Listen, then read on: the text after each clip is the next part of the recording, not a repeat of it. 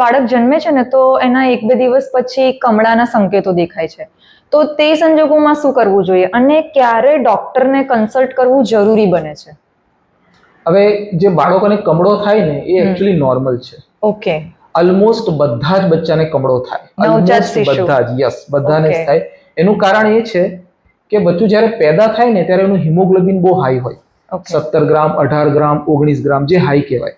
અને પાછું 5, 6, 7 દિવસનું થાય ને ત્યારે એ હિમોગ્લોબિન ઘટીને ઓછું થઈ જાય, 12%, 13%, 14%. એની જાતે જ ઓછું થઈ જાય, જાતે નેચરલી ઓછું થાય. ઓકે. તો આ જે હિમોગ્લોબિન ઓછું થાય એ કેવી રીતે ઓછું થાય કે હિમોગ્લોબિન તૂટે બચ્ચાના શરીરમાં, અને એમાંથી જે તૂટે ને તો બિલિરુબિન રિલીઝ થાય, અને એ બિલિરુબિનનો કલર યલો હોય, જે ચામડીની નીચે જાય એના લીધે આપણને બચ્ચું પીળું દેખાય. પણ આ બચ્ચાના હેલ્થ માટે ખરાબ હોતું નથી, કેમ કે બિલિરુબિન એન્ટીઓક્સિડન્ટ છે જે બચ્ચાના હેલ્થ માટે હેલ્પફુલ હોય.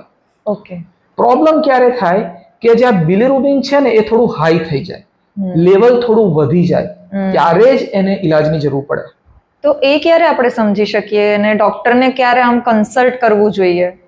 આમાં કેવું છે કે જ્યારે બચ્ચું પેદા થાય ત્યારે કમળો ના હોય, કમળો 3-4 દિવસ પછી થાય, 6-7 દિવસ સુધી કમળો વધે અને પછી એની મેતેજ ધીરે ધીરે ઓછો થતો જાય. ઓકે.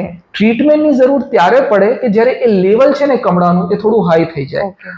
હવે એ પણ બધી બહુ વસ્તુઓ પર ડિપેન્ડન્ટ છે, જેમ કે બચ્ચાનું વજન કેટલું છે, બચ્ચાને કયા દિવસે કમળો દેખાયો છે, બચ્ચાને સાથે સાથે ઇન્ફેક્શન છે કે નહીં, બચ્ચું પ્રીમેચ્યોર છે કે નહીં, અને બીજી એક ખાસ વાત કે માનું બ્લડ ગ્રુપ કયું છે એના પર બી એ વસ્તુ ડિપેન્ડ કરે છે. તો માના બ્લડ ગ્રુપ સાથે બચ્ચાના કમળાને શું રિલેશન છે, શું કનેક્શન છે? Yes, exact.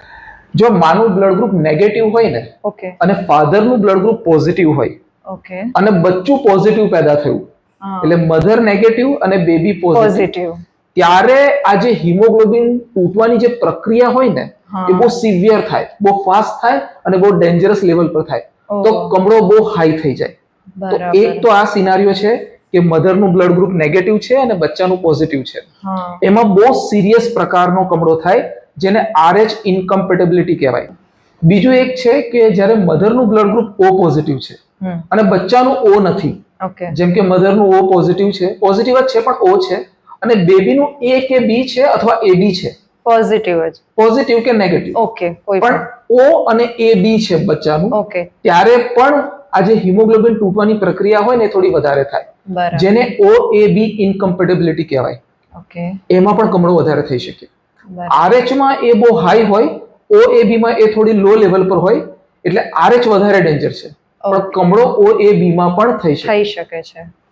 આજે એટલે કમળો જ્યારે સંકેતો દેખાય તો એ ધીરે ધીરે પછી ઓછું થઈ જાય છે. યસ, 90% કેસમાં જ્યારે બચ્ચાને કમળો થાય તો RH ઇનકમ્પેટેબિલિટી કે OAB ઇનકમ્પેટેબિલિટી તો હોતી નથી, એ નેચરલ કમળો છે, જેને અમારી ભાષામાં ફિઝિયોલોજિકલ જોન્ડિસ ઓફ ન્યૂબોર્ન કહેવાય. ફિઝિયોલોજિકલ મતલબ નોર્મલ, ટ્રીટમેન્ટની જરૂર પડતી જ નથી. અમુક જ કેસમાં ટ્રીટમેન્ટની જરૂર પડે, જ્યારે OAB પણ ના હોય ને RH પણ ના હોય, ત્યારે અમુક જ કેસમાં ટ્રીટમેન્ટની જરૂર પડે. અમારી બુકમાં લખ્યું છે કે ખાલી 5 થી 10% બચ્ચાને જ ટ્રીટમેન્ટની જરૂરત પડે. એટલે એવું મેં સાંભળ્યું છે કે એટલે આ કમળો થાય તો બાળકને તડકામાં, સવારના તડકામાં રાખવાનું. હવે સાયન્ટિફિક એવિડન્સ એનો કોઈ નથી, કેમ કે જ્યારે બચ્ચાને કમળો થાય અને બિલિરુબિન ચામડીને નીચે જાય ને તો એના ટ્રીટમેન્ટ માટે અમે બ્લુ લાઇટ રાખીએ. બ્લુ લાઇટમાં મૂકીએ બચ્ચાને, ઘણા લોકોએ જોયું પણ હશે. તો એ જે બ્લુ લાઇટ હોય ને એની તરંગ લંબાઈ અલગ હોય, જેને ફ્રીક્વન્સી કહેવાય, જેને એંગસ્ટ્રોમમાં મપાય. તો સૂરજના જે કિરણો પૃથ્વી પર આવે છે ને, તો એ તરંગ લંબાઈના કિરણો પૃથ્વી સુધી પહોંચતા જ નથી, એ ઓઝોનના લેયર પરથી જ જતા રહે છે. તો તડકામાં મૂકવાથી કમળો ઓછો થાય એની કોઈ સાયન્ટિફિક એવિડન્સ નથી, એ ખોટી માન્યતા છે. પણ ઘણાને ફાયદો એટલા માટે દેખાય કે 55% બચ્ચા તો એમ જ ઠીક થઈ જાય છે, અને તમે કમળાને બાળા બચ્ચાને લાઇટમાં મૂકો કે ના મૂકો, તડકામાં મૂકો કે ના મૂકો, એમ ઠીક થવાનું, એટલે ઠીક થઈ ગયું ને તમે તડકામાં મૂક્યો એટલે તમને એવું લાગે કે તડકામાં મૂક્યો એટલે સારું. બાકી બ્લુ લાઇટમાં મૂકવાની જરૂર પડતી હોય છે, જેને ખરેખર ટ્રીટમેન્ટની જરૂરત હોય તો. પેલો બિનઝેરી સાપ કરડે અને તમે ભૂવા પાસે જાઓ એના જેવું થાય કે ભૂવો ધૂણે એમાંય કશું ના થવાનું હોય અને સારું થઈ એટલે એવું લાગે, પણ રેકમેન્ડેશન એવું નથી, બુકમાં એવું નથી લખેલું. તો ડોક્ટરને એકચ્યુઅલી ક્યારે બતાવવું પડે, ક્યારે આ ડેન્જર સાઇન્સ શું હોય છે કમળા માટેના? જો કમળોમાં પ્રોબ્લેમ શું થાય કે જ્યારે કમળાનું લેવલ બહુ હાઈ થઈ જાય ને તો કમળો બ્રેઇનમાં જતો રહે, જેને કર્નિક્ટેરસ કહેવાય. એમાં બચ્ચાને પરમનન્ટ બ્રેઇન ડેમેજ થઈ શકે. તો એની ડેન્જર સાઇન શું હોય કે એક તો તમને બચ્ચું બહુ પીળું દેખાય, એ તો ઓબ્વિયસ છે. પણ બીજી સાઇન શું હોય કે બચ્ચું ફીડિંગ લેતું બંધ થઈ જાય, બીકોઝ કમળો બ્રેઇનમાં ગયો હોય તો એની ઇફેક્ટમાં એવું દેખાય.